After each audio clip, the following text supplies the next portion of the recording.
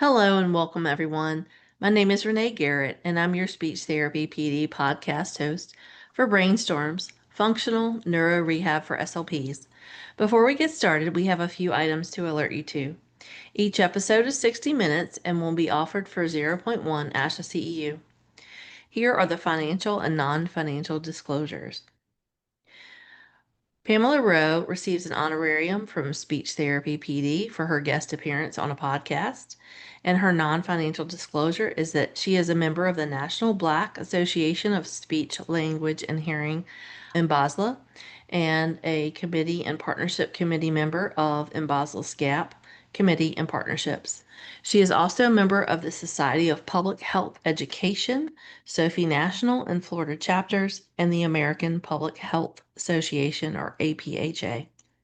My financial disclosure is that I'm the owner and founder of BrainBridge Connect LLC and is the host of Brainstorms Functional Neuro Rehab for SLPs and other webinars on speech therapy PD. I do receive financial compensation.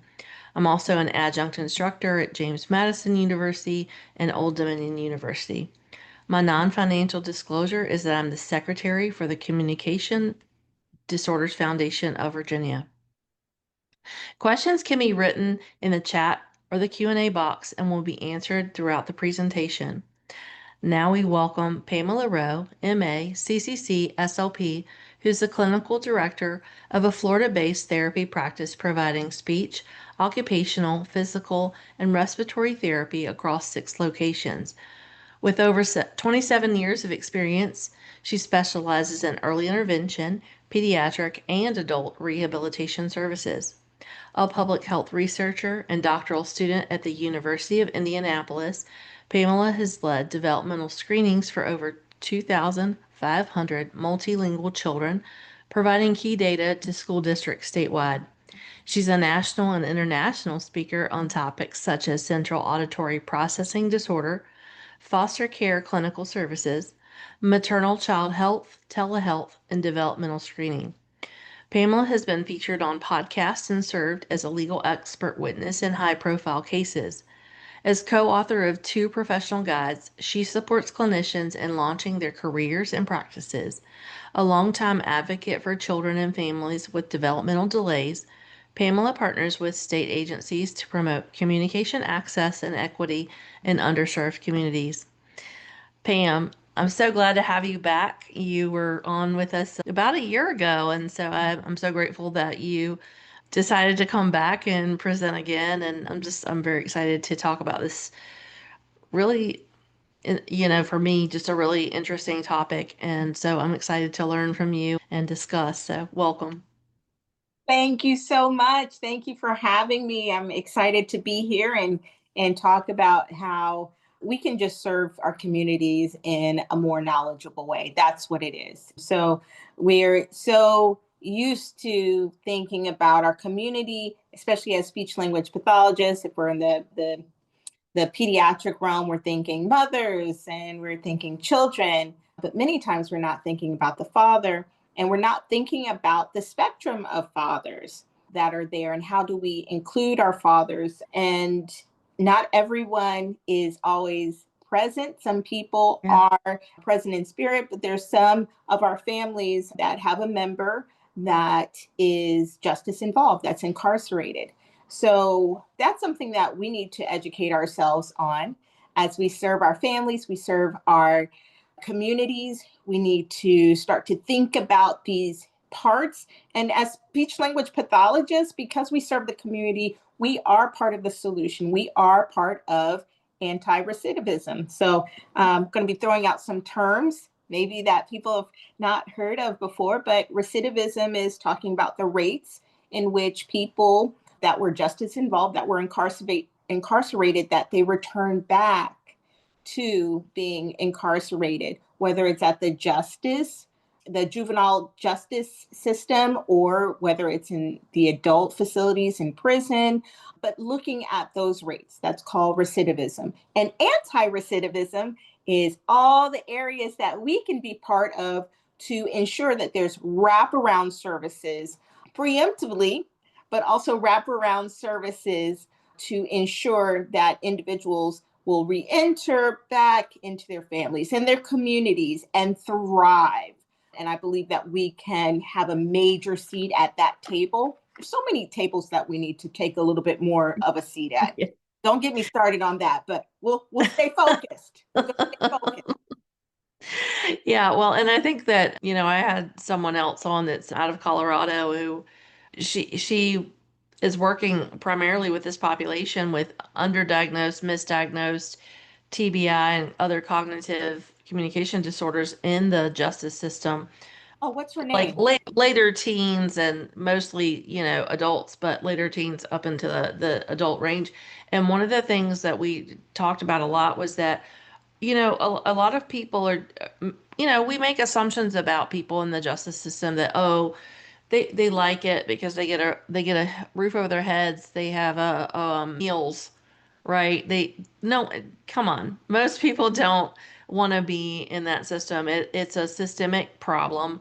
It's a place where we're not teaching strategies for people with cognitive communication disorders, pre-existing things like ADHD, pre-existing other mental health disorders where we're not involved.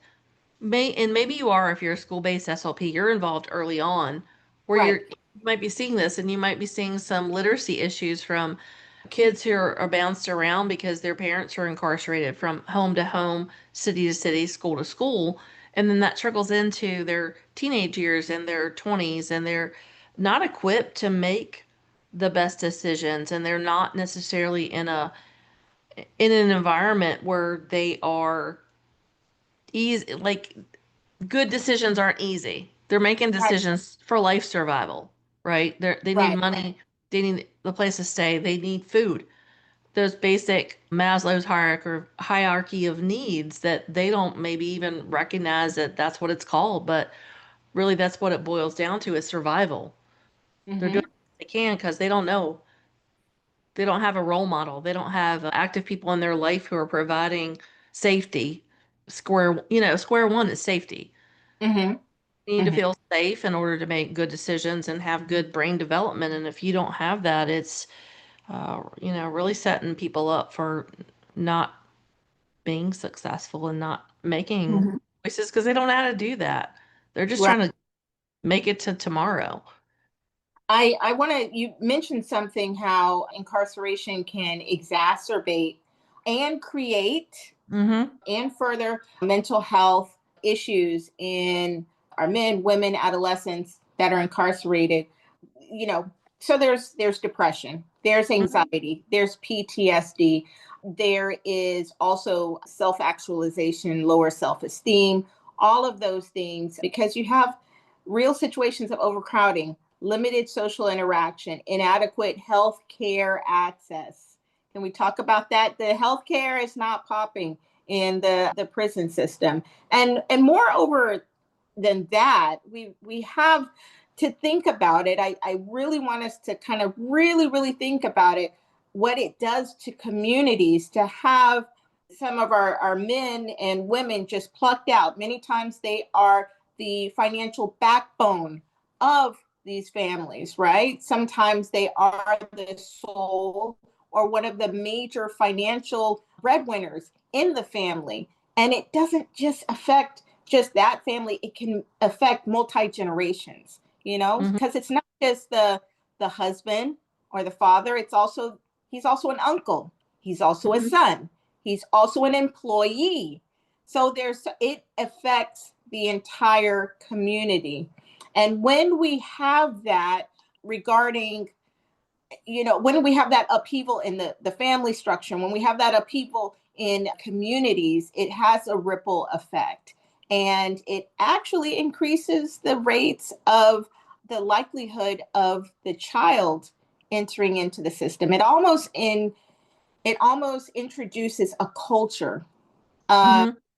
and it's not something some people might say, oh, they just embraced it, they're seeing it, so they're emulating it. No, it's really not that.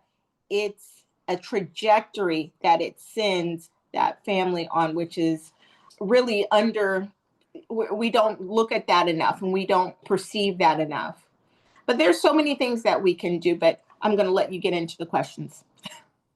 Oh, yeah, no, I was just thinking like it's how do we get into these systems because, as many of us would say, even in our traditional acute care models and outpatient models and inpatient rehab and school systems, speech is so low totem pole, really, seriously. Like we're so undervalued for the most part. And I think there's so many people who are doing such great work and making noise and making waves and being activists and it's a real systemic issue from insurance to Mhm. access to, when I first started in acute care in a hospital that had six campuses in one or six buildings in one campus, and we had 1.5 SLPs, but there were 10 PTs and six OTs. That doesn't make any sense Uh-huh.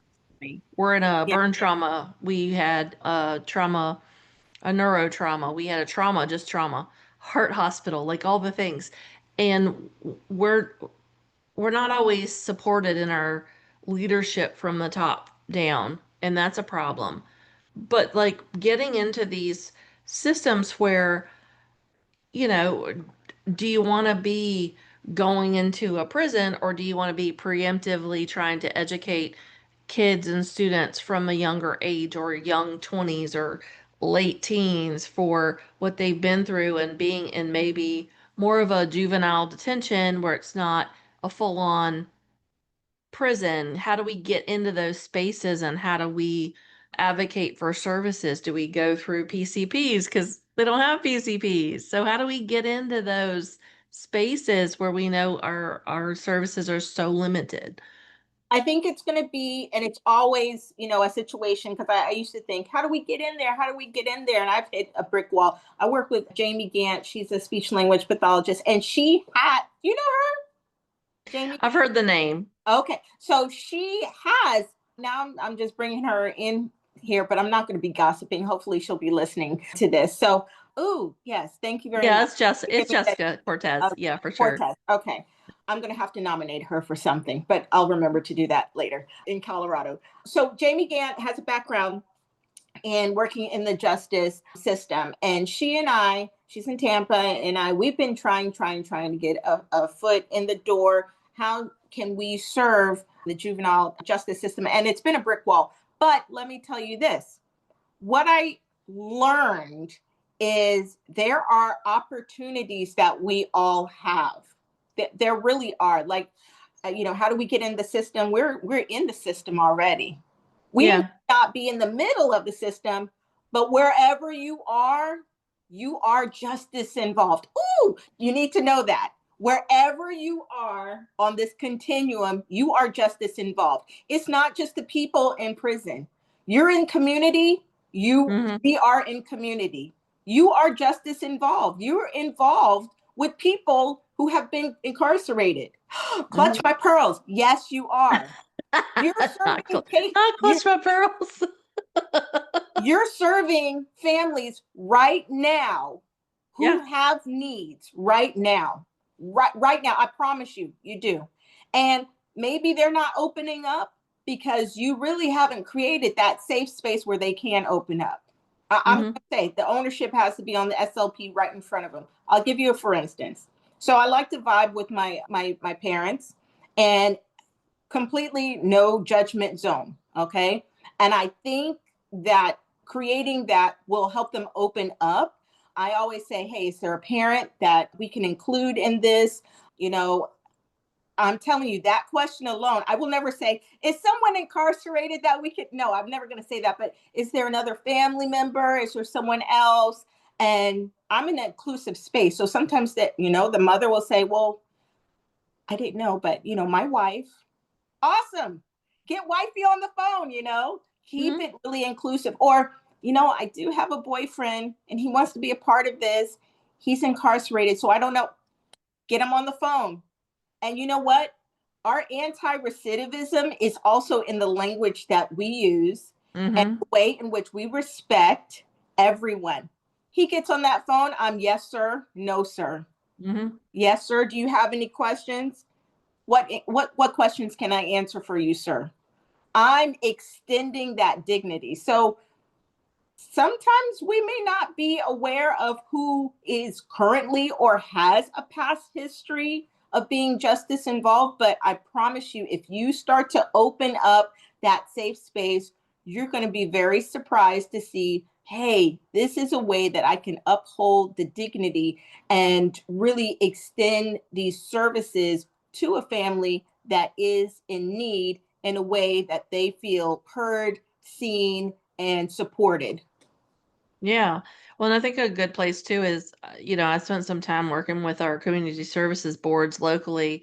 Well, really more regionally because I was working for a consulting firm that did a lot of work with individuals, like adults with intellectual disabilities who some lived with their guardians, but a lot of them lived in group home settings, which is not at all what most people think group homes are. They're residential homes. They might house for individuals, but they're living in a home. It's not like the traditional model of what we view as an institution. It's a house. So you drive up, it's a home. There's 4 bedrooms. Everybody has their own. They may be able to room with someone. They go to day support programs. And a lot of times what happens is you'll find that these individuals have history of incarceration because they have intellectual disabilities that were underserved or misinterpreted because they didn't have premise history forms or premise history documents on them that said, I'm out in the community, but I have a severe intellectual disability or a moderate intellectual disability, but I also have autism and maybe I have Down syndrome and maybe it's not visible to you because you don't know what to look for. And a lot of these individuals wind up incarcerated, even if it's for a brief period of time, because no one understands their need. And Mm-hmm, so they may have been in a system where they did get therapy services in school, but then they've aged out. Now you're 29, 30 years old. Your AAC system that you had in high school got left behind at your old home because that home closed and now you're somewhere else. And people don't understand that these individuals are very high risk for incarceration because they're unable to advocate for themselves. And if they don't have an advocate, that's what happens is they wind up incarcerated because they're hungry and they go to the local corner store and they steal food because they don't have money and they're hungry. mm-hmm. That's not really, to me, like that's not, it's a crime, but it's not a crime, right? Yeah, And it's more like, people don't, the yeah, the general population doesn't understand that because you don't know about it, you don't see it until you work in the field and you see that. And so, looking into your local community service boards and state health departments for Medicaid waivers, I think you see a lot more ways that we can be involved. It tends to be in a consultative role, but that's a door. It's a foot in the door to get more direct services in some of these places and spaces that we don't know that we're involved in. I think right. it's such a low number that SLPs are involved in these spaces that I think it's kind of an up and coming area, but it's really interesting to see because we do have a huge role for training caregivers. Even the caregivers in places like group homes and day support programs don't know how to communicate with these individuals or how to use things like AAC or total communication to support minimal communication efforts that they may have. Mm-hmm. Everybody's labeled nonverbal, but Yeah, yet we yeah, go in and we're like, "Hey, Mr. So and so, how are you?" "Oh, I'm good. How are you?" And you're like, "Well, that's not nonverbal at not all." nonverbal. Yes, Yeah. I think there's a lot. We're so it's we should not we should not be so shocked. Sometimes, let me tell you, sometimes the biggest people that take our degree for granted is ourselves. Because everybody's like, nobody knows what we do, and nobody knows the breadth and the width of speech language pathology. Well, honey boo, I'm going to say sometimes it's really the SLPs that do not know the breadth and width of what they Hmm. do. And we stay quiet and we stay silent and we think, well, what can I do? Or you listen, if we understood what we understood, we would be opening up our mouths a lot more. So I'm Yeah. in, so this is the great thing. when you are outside of the field, where you're talking with your buds and you're with speech language pathologists, when you get out in the field, you might feel like, oh, I'm a little timid. But when you start talking and people are like, yeah, whatever you say, because you're the boss, you know that, you will start to see how great it is to be outside of our realm. So I'm in an MPH program, and I've started doing a public health consultation since we started talking, Renee. Actually, we need to catch up on that. So I've been doing some community-based assessments and everything. And in the back of my head, I think I'm like, well, I'm just a junior because I'm the research assistant on this big. Mm-hmm. So I'm like, well, I'm just a junior person. What do I know? What do I know? But there's always something that I can bring a whole different perspective in. And everybody's like, oh, wow. And it still surprises me, but I need to stop getting surprised that we bring so much to the table.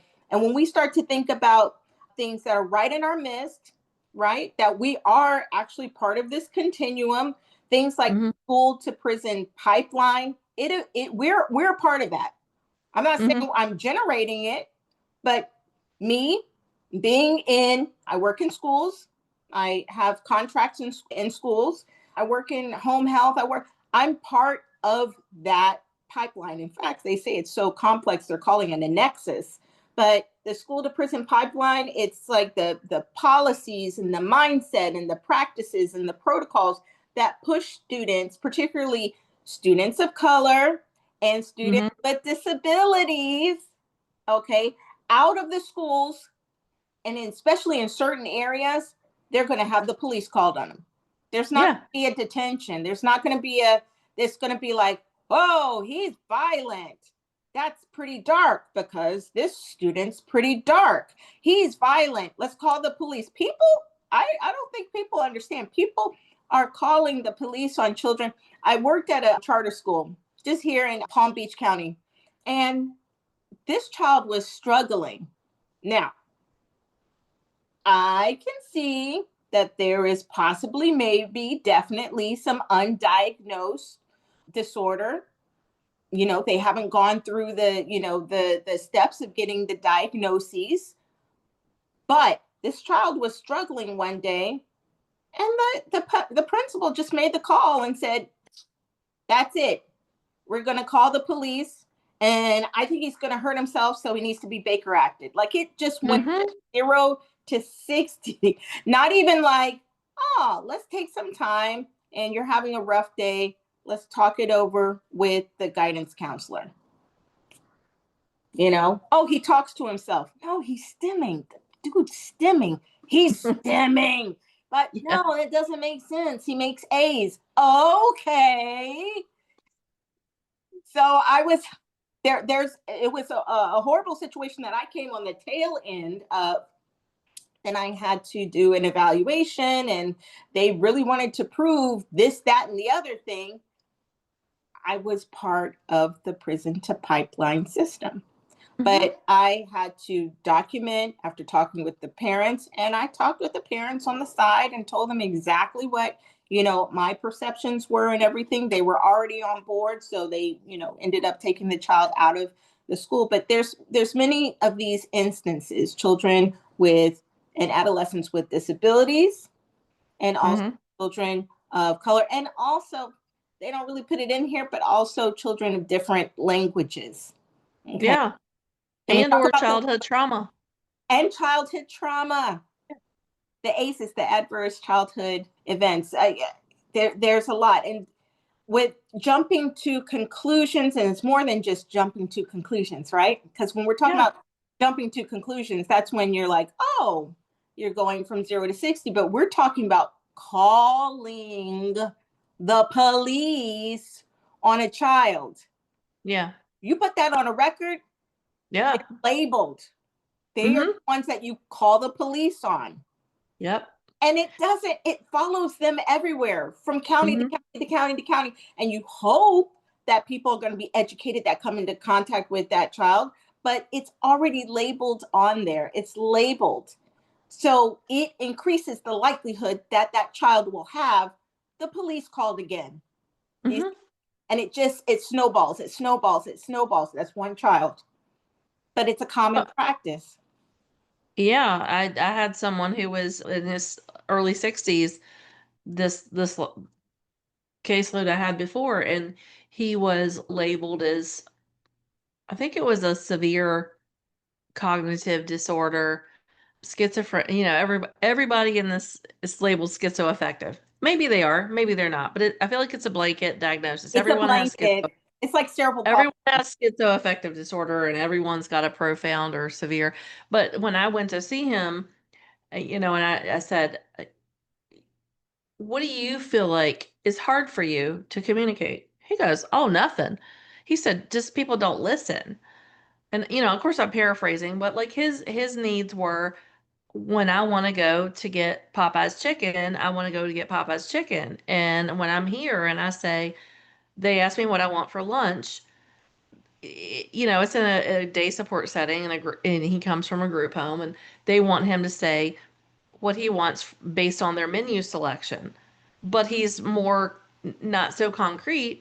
He's like, well, I want Popeye's chicken, and I have money. And he'll say things like, I have money in my account, so get me some Popeye's chicken. And they're like, oh, Mhm. he has an attitude. I'm like, no, he doesn't. He just wants what he wants. And he's got the intellect enough to know he has money on his account, and he's not in the justice system, but he's prior justice involved. So those are the words that he uses is, I know I have money on my account and I Mhm. want some Popeye's chicken. So for him, it's like, it's not a me problem, it's a you problem. Right. Because I told you what I wanted when you asked me the appropriate question. I gave you an appropriate answer, and you Mhm. chose to act in a way that's not appropriate, Mhm. which makes total sense to me. And they're Makes sense. asking me to fix that communication. I'm like, there's nothing wrong with No. that level of communication. You ask him a concrete question, he gave you a concrete answer. You wanted to give him forced choice when that's not what he needed, and he's intelligent enough to know that he can communicate in this way that was the expectation of based on the question you ask. And I got so frustrated with that case because they would say, oh, he talks under his breath, but he would say stuff like, if she don't give me my Popeye's chicken, I'm gonna be real mad. Oh, okay, well, I would be the same way. I'd be like, I would.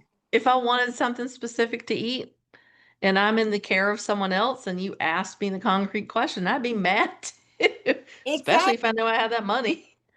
But how many times adults, even those adults, will say, Yeah. oh, I really want some jerk chicken, or I really want some curried beef, or I really want some sushi, or I really, and you can do it. You have the agency and you have the Yes. ability and the privilege of just getting what you want. Yeah, I think people have difficulty bringing it back to themselves, and kind of checking the Mhm. bias first. Yeah, and even when I worked the last acute care hospital, that was the one I spent the longest tenure at, we had a prison that was half a mile down the road, and it's a regional detention center. And we often got inmates from, various whatever. We're not allowed to ask why they were incarcerated, but some came in with a guard and were, in shackles to the bed or whatever, and some were not. But a lot of times when you go in, there were a lot of people who were afraid because they make assumptions. And sometimes it was like people that were incarcerated for whatever reason, but they had things like S, or they had like sickle cell, or some other, progressive or long-standing disorder that required ongoing medical care that the prison system couldn't provide them. And they would have an exacerbation of lupus or Mhm. whatever it was, and they would come into the hospital for a short period of time. And a lot of times people would get really like, especially, and I don't like saying this necessarily because I feel like I'm picking on less seasoned or younger clinicians or younger nurses who are early 20s or whatever. But a lot of times that's what would happen is they'd have this preconceived notion, or they'd have this fear because they'd never had this experience before. And so what I would always say is just talk to them like they're a human, because guess what? They are. They Just are. go in. This Don't is go so in with this fun. fear.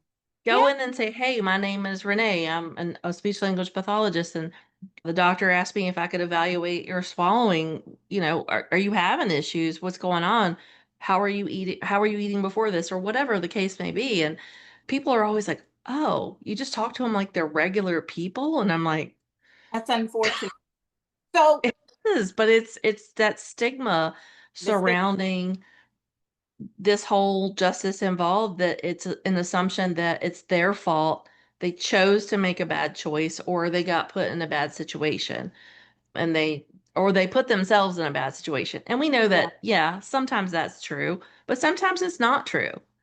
yeah. And for all the reasons that you mentioned, and I think that's part of our own bias and our own systemic problems that we have in government, healthcare, all the things, and literacy, generational trauma, that people just they don't want to talk about it because it's painful to them.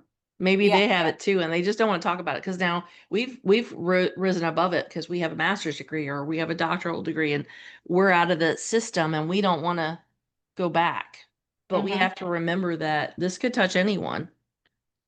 And it does. Like I'm gonna keep on saying it. We're all justice involved. We're all Yeah, if you todos, who's todos. ever who's ever been pulled over for Yeah, yeah.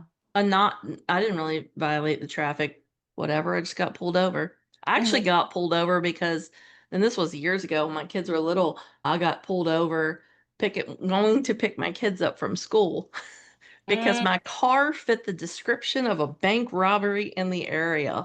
And I was probably like, I don't know, 32.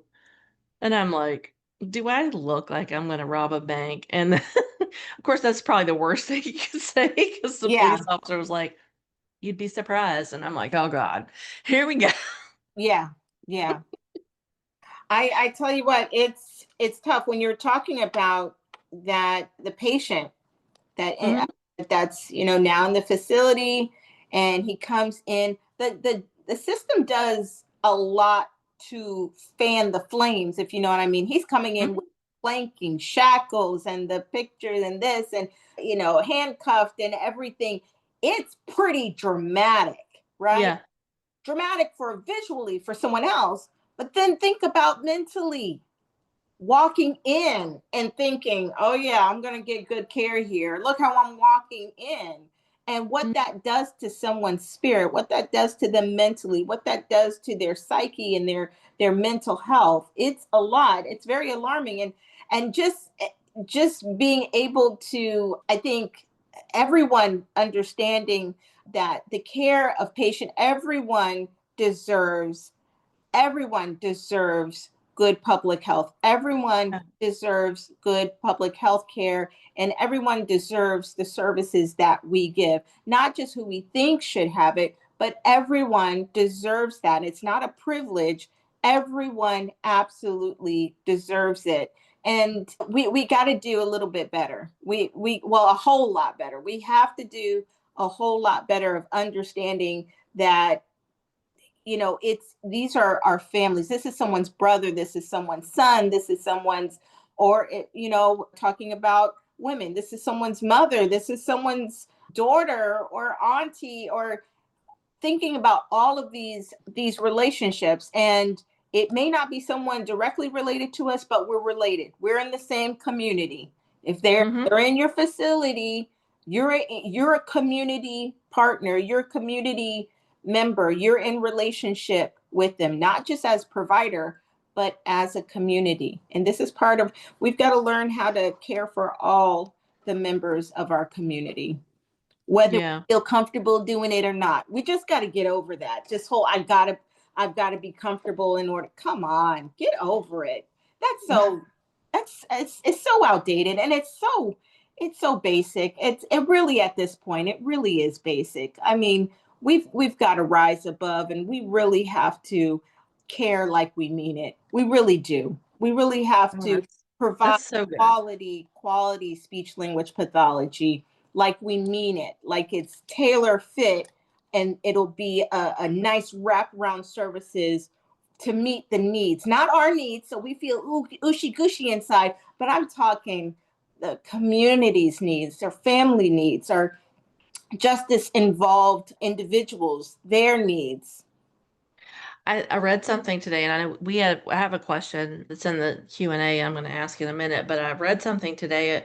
Dr. Ines Humbert put something up, and I think it was like on the Facebook Med SLP forum, and she tends to post on like multiple groups. Right.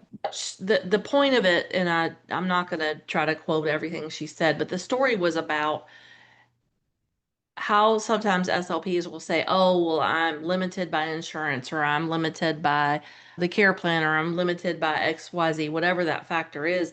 But what if this patient was paying you in cash or like a private pay patient? How would that change your service delivery? Meaning, you know that you have someone telling you you have to meet these productivity expectations and you have a certain limited amount of time. But if you didn't, would you do better? Would you provide better care? Would you be researching better? Would you be making sure access to ongoing care was better? And I thought that was a really great summary for kind of how our field is moving, because a lot of us are moving in that direction where we're saying, you know what, I'm not going to work for someone anymore who's telling me I've got to be 90 to 100% productive, but you're paying me $50 an hour. And you know, maybe I do have just the entry level masters, but you know, I'm 15 years in. My entry level masters has resulted in fees training and modified barium specialized training, certified brain injury specialty, a host of other things, Parkinson's, speak out, amp care, like all these other things that I've paid for out of pocket, speaking at state conferences, advocating at state level, national level as a volunteer. Like, if you're going to sit there and say, oh, no one's helping me do my job, but you're not getting off your laurels and getting Mhm. into the place where maybe it's a little uncomfortable, and you're Yes. seeing how that uncomfortable trickles down to the patient. If they were paying you to do that, would you do it differently? And I thought that was great. I really did. I thought that was so profound, and maybe profound's not the right word, so accurate and Hmm. resonate with a lot, like resonates with a lot of people, because a lot of us are trying to do that very thing. And I never thought of it though as in terms of if you were paying me privately, if I would do it differently. I don't think I would, because I just have a big mouth. I have a very big mouth. We I have don't big really mouths, Renee. We have very big mouths, and we don't care. care. Yeah, no, I don't We care. have I just, really big mouths. I mean, we care. That's why we have yeah. mouths, I think. But we I don't have, care about what you tell me I need to do. I tell you that this patient needs XYZ. We need yes. to provide a diagnosis and an education, support the caregiver, advocate for better services and more services, because TBI patients who get 4 visits and outpatients, complete crap. It's complete Hmm. crap. Yeah. Yeah. Um, because I, what happens next? I know exactly what happened. So we can advocate, and I tell you what, so many times I do home health. My company has contracts with home health companies, and we're the ones, I'm telling you, we got on the scene, telling you we got on the scene, and some insurance companies started having meetings about us. And you And know you're doing good stuff and getting into good trouble when you have a major insurance company having a meeting about why has our utilization gone up 300 or 3,000% because of Pamela Rowe speech therapy, and why? You know why? Because we're giving services. Those little those 3 visits you give us, we're going yeah. to advocate for the patient, and we're going to continue. You want to give us 3 at a time? Fine. We're going to ask for 3 at a time. And we're going to keep on asking and keep on, because I'm petty. Ooh, when it comes to, I'm petty. And I'm telling you, we work until we can get them transitioned properly to outpatient. We're we're getting into a lot of trouble. And yeah, we don't care. It's I'm 50. Let me tell you, Renee, I turned 50. So it's like I'm really, you know, I hope that everybody can get to this point where you're just like, you know what, I'm gonna open my mouth, and it costs. You said it right. It costs. It's gonna cost your comfort. I've been uncomfortable for a Yeah. long, long time. I Yeah. decided I was gonna go back and get my doctorate Why did I decide that when I was 48? Why? But you know what? There's so much work to be done, and we're Yeah. so needed. And I'm telling it is fun. It is fun to think of all the ways in which we can get involved in policy change. Yeah. The SLP voice. Now let's talk about that. The SLP voice. How can I get involved? How policy change, Yeah. showing up. State organizations are great. I'm sorry, a lot of people don't agree with that, but I did it for 9 years, and now the Communication Disorders Foundation, we typically, it's not so much advocacy, it's fundraising for student scholarships. But we do partner with our state organization still. And it's funny to me, and I've probably said this on the podcast before, but there was a colleague of mine in grad school said, "Oh, well, when you were on the state board and you were president, you got a salary." And I said, "I'm sorry, what?" No, girl. No, I did not. No, but what I got was I got to go, and you love ASHA or you don't. That's not what this is about. I got to Not go to ASHA, and what happened was I learned strategic planning. I learned how to create a mission and vision statement, and we learned how to create long-term and short-term goals for our association. That would have never happened at my employer. I did it twice. I'm very grateful for that because it's helped me in my business, because otherwise I wouldn't understand. I don't have an MBA. I wouldn't understand how to create those things. I wouldn't understand, how the strategic plan is a living, breathing document that you can update and change at any time based on the needs of your organization or the needs of your clients or your patients. And so for that, I'm very grateful because, I got to work with a very great lobbyist within our Commonwealth, which also taught me a lot because that, yes. that sounds so scary to go to Capitol Hill in your state and work with the lobbyists, but it's really not. It's It's like they're cool. human. They all put their pants on the same way we do. And they're usually like super supportive. They're very accessible via phone or email or whatever, and they want to help. They don't know, a lot of our legislators don't, again, they don't know what we do because no one's told them. Everyone assumes they just know all the things. They don't know anything about what, unless you tell them and you advocate. So that's a great place to start. And if you're not into like super volunteerism like that, you can just go to Capitol Hill and be there in the background on Advocacy Day and see what that looks like. Or go to your state conference and point people to like where the student posters are or the general session. Do that. Micro volunteerism is a great way to learn more. Even if you feel like, okay, I don't want to be the president. I don't want to even volunteer for a committee, but I can go there and I can say, oh, this is okay. Yeah, they need someone to say, oh, the box lunches are over Right. there. I can do that. Yeah, I can do that. Anyone can do that. But so the question that because you and I love to talk about advocacy and all the things.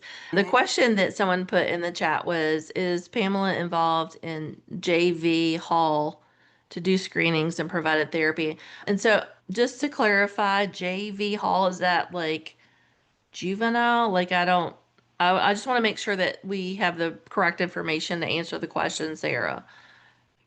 So if you could just clarify in the Q&A, that would help us answer.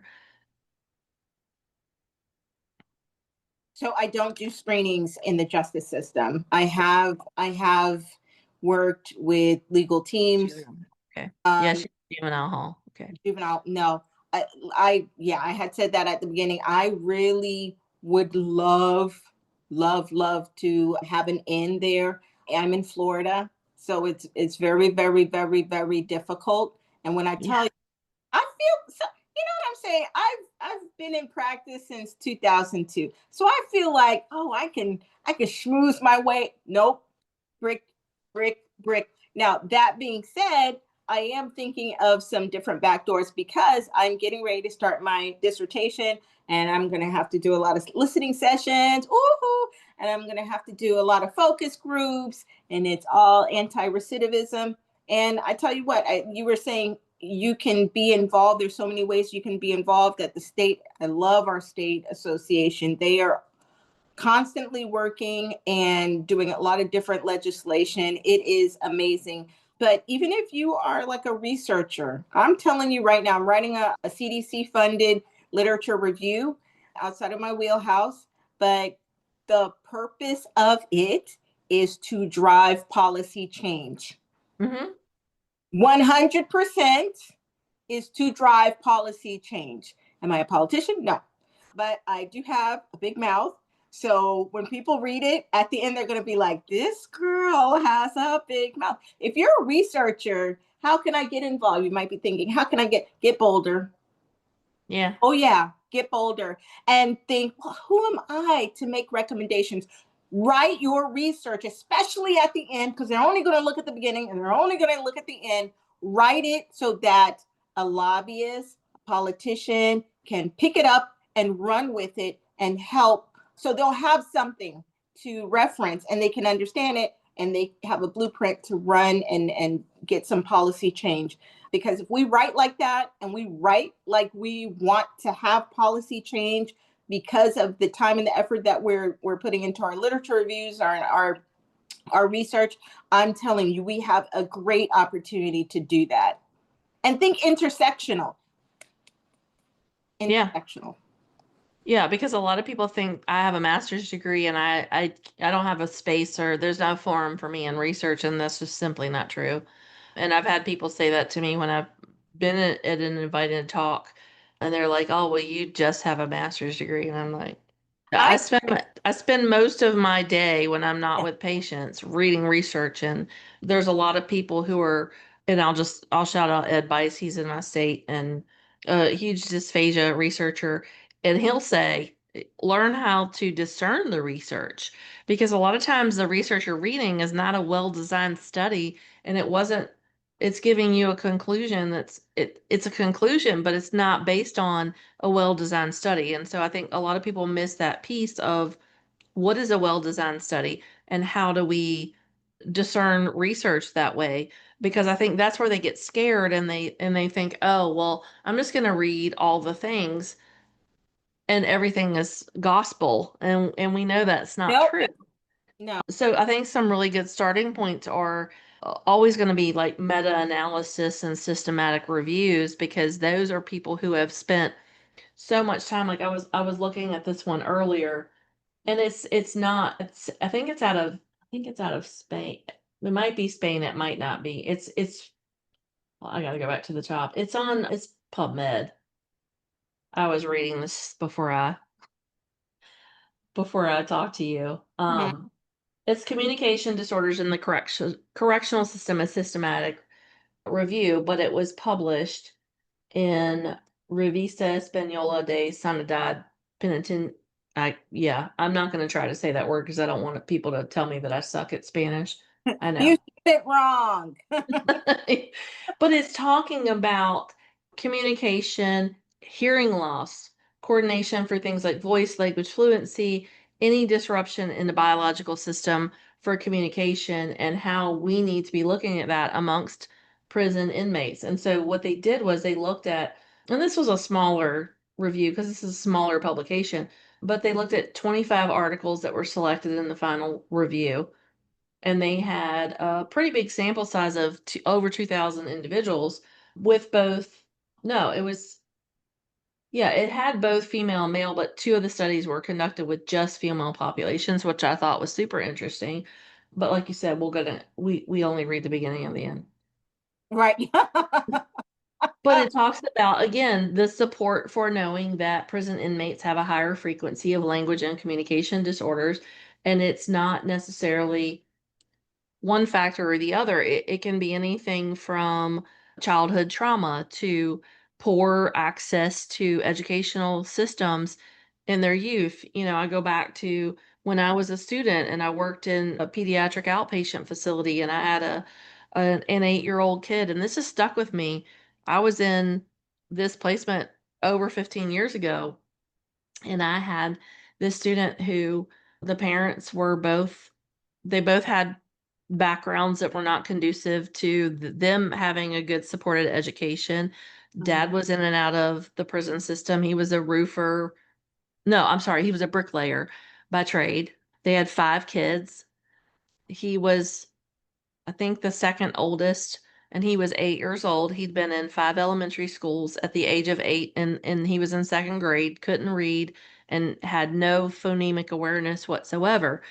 So guess what? Yeah, we haven't set him up for success, but also at that point they were houseless. They had been living in a hotel that they couldn't afford because dad had gone back into the system. And it was like this story even now sits so heavy with me because I don't know what happened to this kid. And pediatrics is not my jam. It's not what I do. It's not where I landed. It's not where I stayed. And so, but it still hurts my soul to know that it's been, over 15 years, and where's this kid?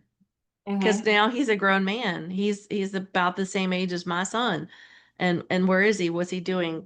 Did someone take advocacy for him, or act in advocacy for him? And that's one example of thousands and thousands and Now, probably millions of kids who get into this system not by fault of any choice that they made, but it's the system that they got placed into, and they don't have an advocate. hmm And that's really, we gotta get in there. We gotta we be got in. to get in there. And I think we're already in spaces right now. The my favorite thing to always say, and I serve on a lot of committees, fall free.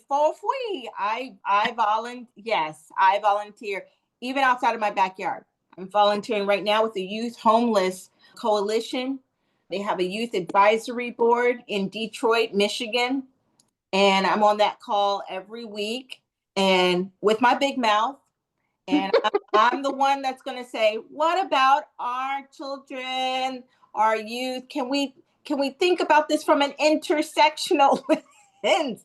Can we think about neurodiversity? Can we think about justice involved? When we're thinking about the support, they're like, okay, Pam, now we're and we do a lot of work meetings and everything. Our mouth is so powerful. We can bring advocacy everywhere we go, in every meeting. When you're in your IEP meetings and when you're in your planning meetings and this, speak up.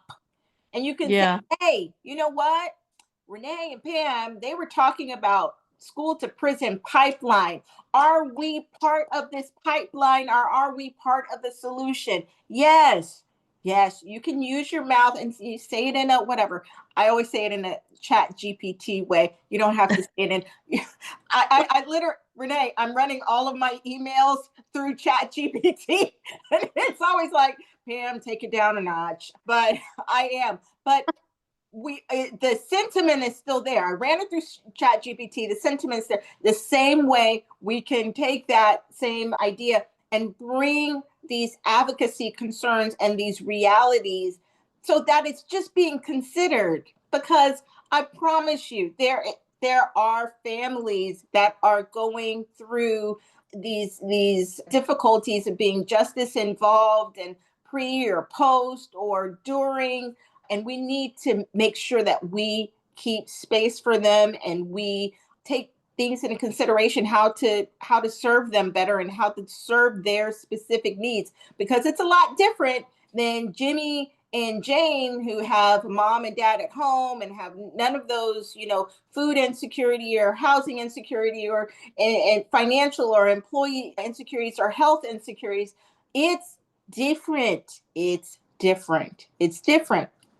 It's different. yeah, yeah. And a lot of times I'll mention when I speak on social determinants of health, whether it's literacy or we get into like food insecurity. And a lot of times people think food insecurity isn't a thing and it doesn't affect these kids. But if you're hungry, how does it affect you?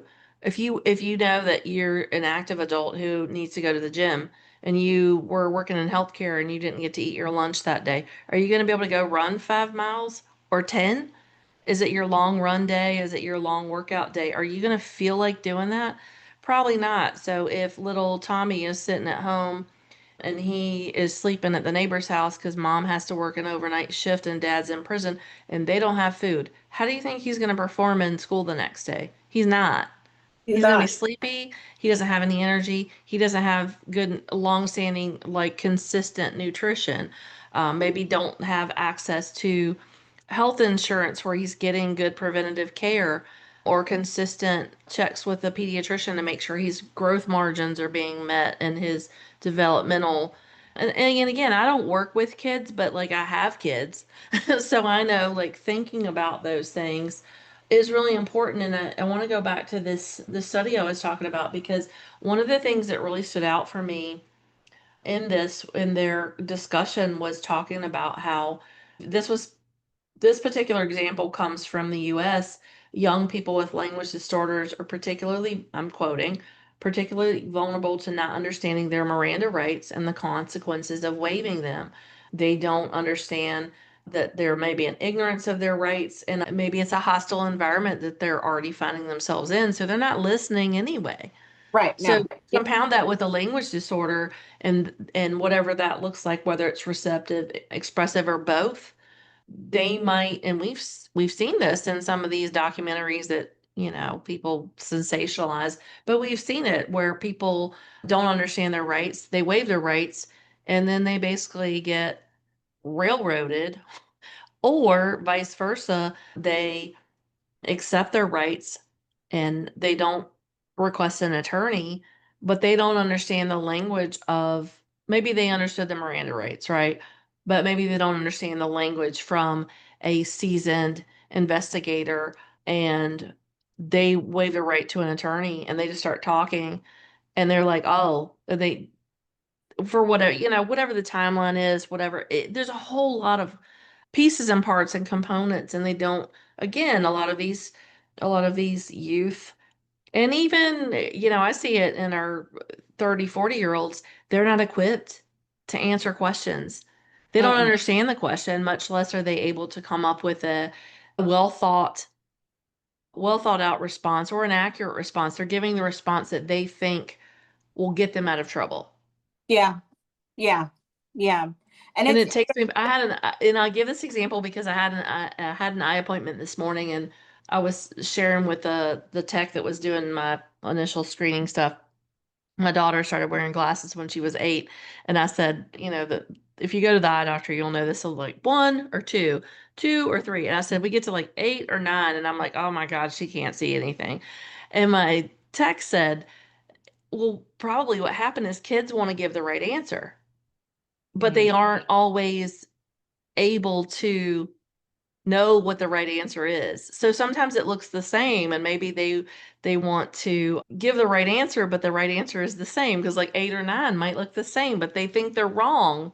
And so Mhm. if you translate that into these justice involved individuals across the lifespan, they want to give the right answer sometimes, and they're giving the answer they think you want, but it Right. may not be accurate, especially compounded by a communication disorder. So And then also compound that on literally, there's a study that many times Black children that are not adults are adultified, meaning someone yes. is talking to them as an adult and they're like, wait, what? Because I'm a kid or I'm just a teen, but they're talking to them in a very inappropriate manner as if they're an adult. So that's very disorienting as well. So these situations that are all a part of the prison to pipeline and how it can, yes, so true. So how can, you know, just having more discussions about this. This is, not a once and done things, folks,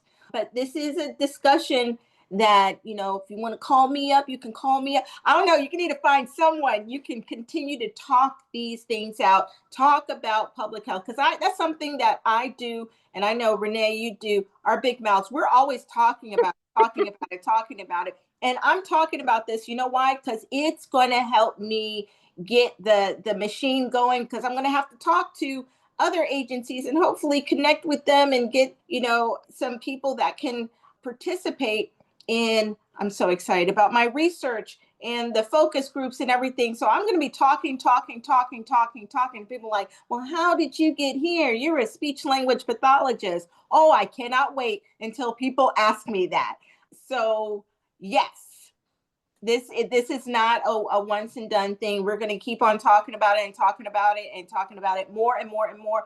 And I'm telling you, you're going to know when this research is done, because I have a big mouth, and I'm telling you, anywhere I can splash it, I'm going to say Oprah. Oprah.